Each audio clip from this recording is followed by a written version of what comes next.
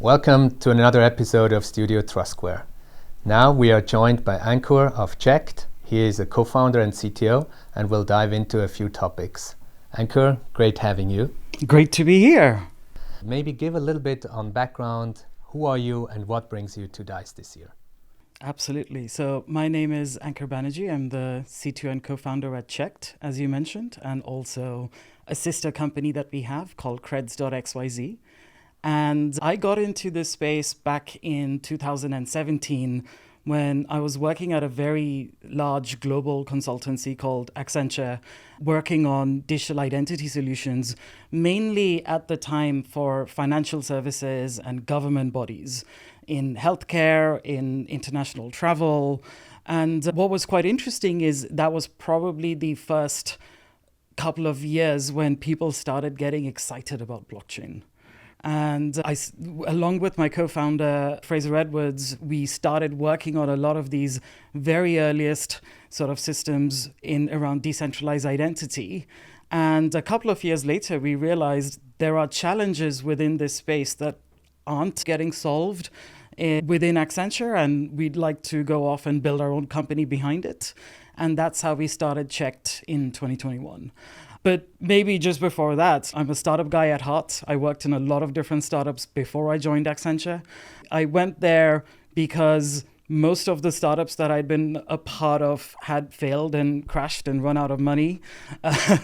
So I wanted to go work for a large company that knew how to have a sustainable business at that point. And my background is in software engineering and specifically around a lot of early machine learning and AI. So I made that transition into coming into the identity and blockchain space very tangentially because I started initially looking at this from how AI and machine learning systems could be used for fraud detection and fraud prevention. Wonderful. Thanks a lot for that introduction. I think your interests also lie a lot around decentralized identity. Now I feel the space is more and more moving into a centralized solution. Like, how is this for you and how do you see this playing out? I think people are trying to find the wins that they can, because if you look at the conferences that have been happening within this space, the idea of self-sovereign identity and decentralized identity, it has been around for about 7 years, 10 years, I would say, in various different timescales. And given that we're in 2025, that's a long time ago. If you think of 2017, that's 8 years ago at this point. So I think it's natural that people want to perhaps be more pragmatic and start considering those hybrid approaches towards how identity could be delivered. Because I think there was a lot of exuberance maybe back in those days in 2017, 2018, that within 2-3 years, everybody is going to switch to blockchain and every single system is going to run on these blockchain systems. So the evolution, I think, has been a bit more pragmatic to acknowledge that's not going to happen overnight.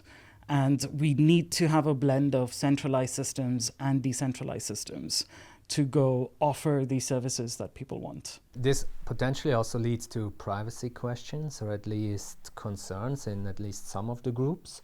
You also were taking note of the recent decision in the UK from Apple to abandon basically their end-to-end encryption because the government asked for a backdoor and then they said we might as well just not offer it. Like, how do you see this? Like, maybe is this connected to digital identity in some way or shape or form, or how could it maybe be solved also? So what you're referring to is a law that got passed in the UK called the Investigatory Powers Act, which essentially gave the rights to the UK government to go ask for the encryption keys related to any citizen in the world, not just UK citizens, and in bulk. So they could go to any provider and say, you need to give us the keys that allow us to have access to anybody's data in iCloud, regardless of whether they're within the UK or not. And I think it's a big overreach. We've seen this happen in a lot of different geographies. We've seen this happen in Russia. We've seen this happen in China. I think it's very unique that a Western democracy is going with the same sort of sets of rules.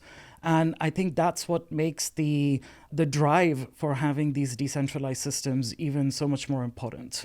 So a mechanism through which you as an individual can own the data. And obviously, the government will have their own sort of legal resources to go and investigate things. But it should not be centrally stored within some big tech company systems like Facebook or Google. What's unique about this Apple case is Apple is one of the few companies that had end-to-end encryption for cloud storage. If you're an Android user, you don't even have that option. Like, the government can go and ask for the decryption keys at any given point in time. So I think it makes the fight even more important for us, not just because of the privacy thing, but also to help disintermediate some of the power that these big tech companies have accumulated. I would like to shift gears a little bit. You mentioned banks. And obviously the use cases that we hear first is KYC, onboarding. Are these the ones that we should be expect to see, or are they more and maybe even more exciting ones? Because onboarding seems to be a one-off thing. It's pretty much solved. So the urgency there is maybe not that strong. You nailed it on the head. The kind of use case of know your customer or KYC that you're talking about, the problem with that is most people open a bank account once in their lives, maybe when they're 16, maybe when they're 18, and they stick with that for the rest of their lifetime. So it's not as much of a burning problem. It does get used as the example because it's very simple to understand, and almost everybody has gone through it at some point or the other. So as an analogy, it makes total sense. What I think is going to be far more interesting is how can you have not just onboarding or know your customer checks, but instant personalization for any website or service that you log on to. Why do I need a bank for this? You don't need a bank for that. But so what is the bank use case in there? You could use the identity that has been created when you've opened a bank account to... So if you don't go for the government identity, but rather use a key identifier issued by a bank. Yes, because everybody has gone and opened a bank account using that to say, yes, you're a real person who lives at this address when you go and order something expensive from e-commerce to get delivered to your house. So almost using the output of the KYC or the onboarding journey that you've already gone through and taking that across to other industries is where most of that benefit comes in. And to be honest, that's what we do these days anyway. People ask for a PDF of a bank statement, perhaps, to go and do that sort of ID check. So taking it from those highly regulated, high trust use cases to more frequent things you do and applying it in those scenarios is what will truly make a difference in people's lives. I would like to close out around the question, is there anything that you would want the wider community to know or be aware of that you would like to share?